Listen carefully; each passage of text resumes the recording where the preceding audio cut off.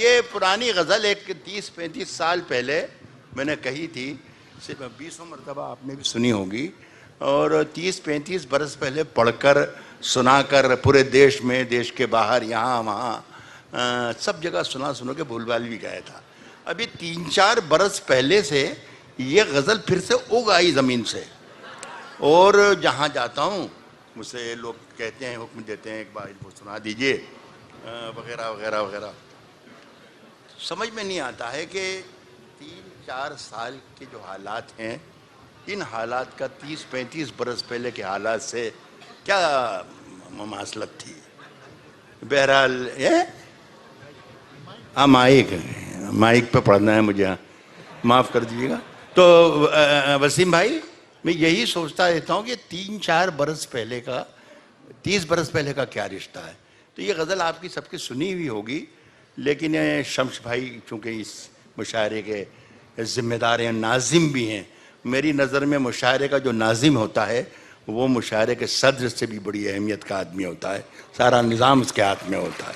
तो मैं उसकी बात टाल नहीं सकता, मुझे बर्दाश्त कर लें। शायद एक 20-25 सेकंड का फ़र्क पड़ेगा इस मामले में, सामने जो घड़ी है इस मामले में, बाकी इंशाल्लाह उसी टाइम में हो गया काम मेरा।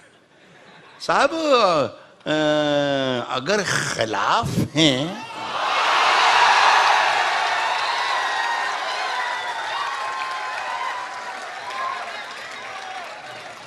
होने तो, अगर खिलाफ हैं होने तो, जान थोड़ी है। अगर खिलाफ हैं होने दो, जान थोड़ी है। ये सब धुआं है, कोई आसमान थोड़ी है। ये सब धुआं है, कोई आसमान थोड़ी है।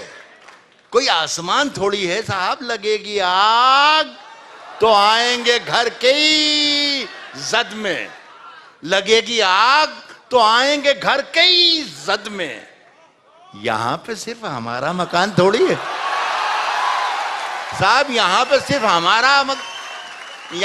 हमारा मकान थोड़ी है मियां। हमारे मुंह से जो निकले वही सदाकत है, हमारे मुंह से जो निकले वही सदाकत है। हमारे मुंह में तुम्हारी जुबान थोड़ी है, हमारे मुंह से जो निकले वही सदाकत है साहब। हमारे मुंह में तुम्हारी जुबान थोड़ी है, हमारे मुंह में तुम्हारी जुबान थोड़ी है।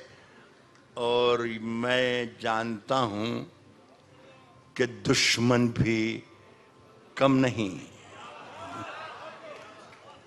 लेकिन मैं जानता हूं कि दुश्मन भी कम नहीं, लेकिन हमारी तरह हथेली पे जान थोड़ी है।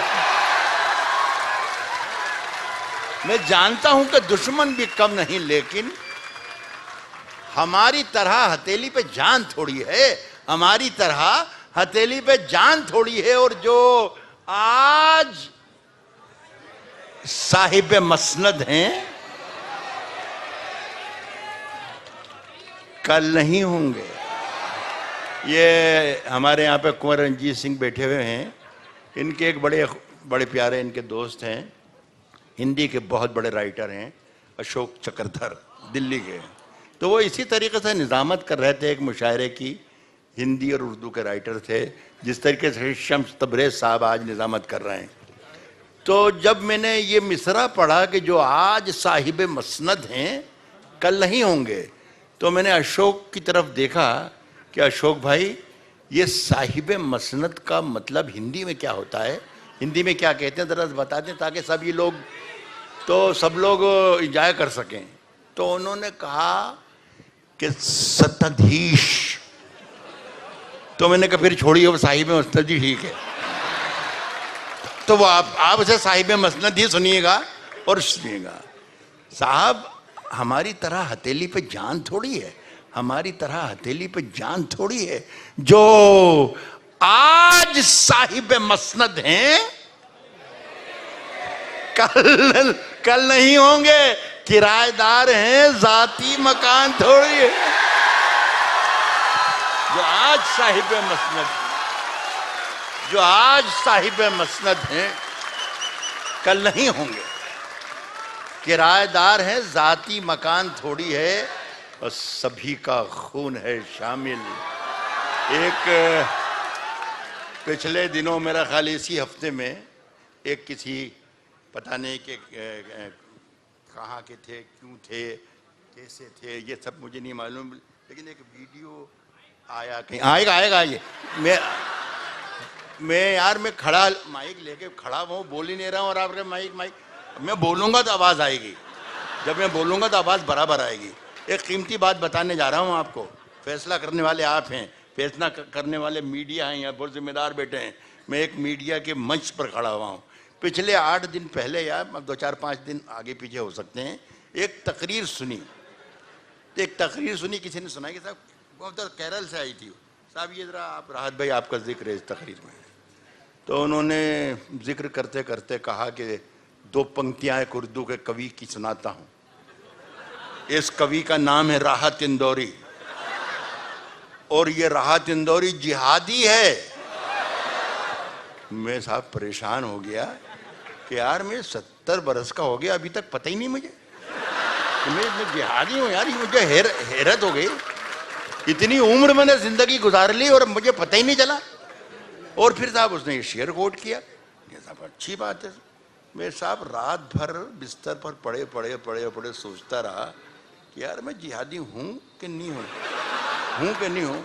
साहब वो जवाब मुझे कुछ मिल नहीं सका अपने अकेलेपन से, अपनी दीवारों से, अपने दीवारों पर लगे कैलेंडरों से, तस्वीरों से, किसी भी चीज़ से मिला नहीं। सवेरे सवेरे फजर की अजान हुई तो एक जवाब अपने आप मुझे मिला कि यार राहत मियाँ, तुम वो तो नहीं हो जो उसने बोला था, लेकिन यार कुछ अलग हो। तो मैंने उसी वक्त एक लाइन लिखी, वो एक शेर बन गया, बीच में आ गया ही है, बीच में नहीं आना चाहिए, गज़ल अपनी का वापस आ जाऊंगा वहीं पे, लेकिन इसको सुन लेंगे। मैंने ये मैं अलग हूँ तो अलग बताना चाहिए कि यार मैं अलग हूँ मेरे भाई।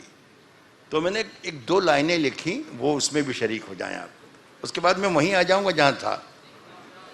वो ये था कि ये लिखा कि मैं जब मर जाऊं, देखिए आवाज़ आ रही ना, इसलिए कि मैंने माइक ऊपर कर लिया। जब मैं बात कर रहा था थोड़ा इधर था कि, इसलिए मैं चाहता था कि ये बात जो है गैर ज़रूरी है, ज़्यादातर लोग ना भी सुने तो कोई मेरा नुकसान नहीं होगा। मैं कह रहा हूं कि मैं जब मर जाऊं तो मेरी अलग पहचान लिख देना। अलग हूं, मैं जब मर जाऊं तो मेरी अलग पहचान लिख देना। लहू से मेरी पेशानी पे हिंदुस्तान लिख देना। मैं जब मर जाऊं। बहुत शुक्रिया,